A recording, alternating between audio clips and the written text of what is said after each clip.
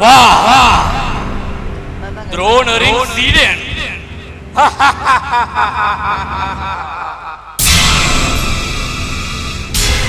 என்ன அர்ஜுனா, எங்கே தேடிக் கொண்டிருக்கிறாய்? நான் இங்கே இருக்கின்றேன்.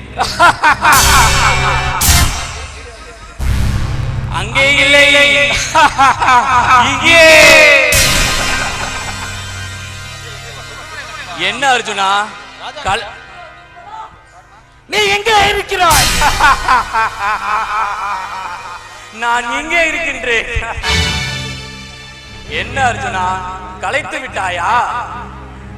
காற்றினுள் கடுகு செல்பவன் நான், உன் நம்மை காட்டிலும் அதிவேகமானவன் நான். கூறவில்லையா உன் குருதேவன்? அவரை பற்றி பேச உனக்கு அருகதை இல்லை துருபதா. தோல்வினம் தோலை தொட்ட பொழுதும் எதிரியை நேர் நின்று தாக்கு என்று கூறுபவர் அவர். ஆனால் உன்பால் மறைந்திருந்து மாயம் செய்து வெற்றியை ஈட்ட விரும்பாதவர் துருபதா. உனக்கு உண்மையில் வீரம் இருந்தால், உன் நெஞ்சிலே துணிவு இருந்தால், என் எதிரே நின்று தாக்கு. அது பற்றி நீ அறிய மாட்டாய் அர்ஜுனா. மறைந்திருந்து மாயம் புரிவதும் ஒரு வகை போர்க்கலையே. உன்னால் முடிந்தால் என்னை கண்டறிந்து கைது செய். அதுவும் சரி, அதுதான் உன் விருப்பம் என்றால் அத்தகைய போர் புரியவும் நான் தயார். எல்லா கலைகளையும் எனக்கு கற்றுத் தந்துள்ளார். எனது குருதேவர் வழங்கிய திவ்ய அஸ்திரமே, மறைந்திருந்து மாயம் புரியும் அந்த துருபதனை கைது செய்வாயாக.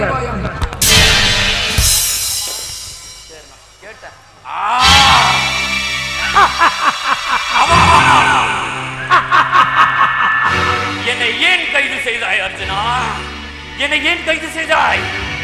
மானம் இழந்தவன் இந்த மண்ணில் வாழக்கூடாது. என்னை கொன்றுவிடு அர்ஜுனா, என்னை கொன்றுவிடு. என்னை மன்னிக்க வேண்டும் துருபதரே. தங்களை கைது செய்வது எனது நோக்கமல்ல.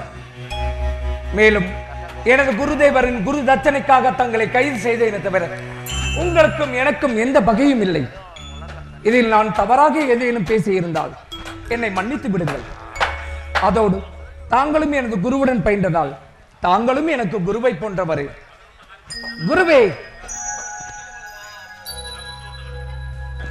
இதோ உங்களின் தட்சணை, ஏற்றுக்கொள்ளுங்கள்.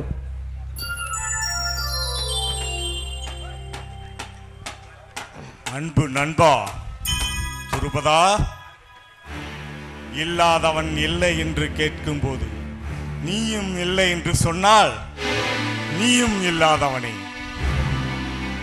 அரசு கட்டிலில் அமர்ந்தாய், அகந்தை கொண்டாய், நடந்ததை மறந்தாய், நட்பை துறந்தாய். நாவால் அடித்து அடித்து என்னை நாணி தலை குனிய செய்தாய். இப்பொழுதெல்லாம் என் எதிர்பார்ப்பு ஒன்றே ஒன்றுதான், உன் நட்புதான். காலச்சக்கரத்தின் வேகத்தை பார்த்தாயா மித்ரா? அன்று நட்பு ரீதியில் 2 பசுக்களை உன்னிடம் கேட்டேன். ஆனால் இன்று அதே நட்பு ரீதியில் இந்த நாட்டையே உனக்கு நான் பரிசாக தருகிறேன்.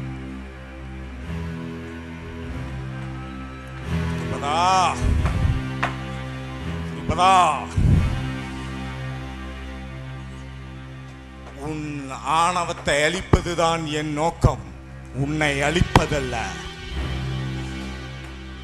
உன் வரவுக்காக என் குடிலின் வாசல் கதவு எப்பொழுதும் திறந்தே இருக்கும். நீ எப்பொழுது வேண்டுமானால் வரலாம். இப்பொழுது நீ உன் நாட்டுக்கு செல்லலாம்.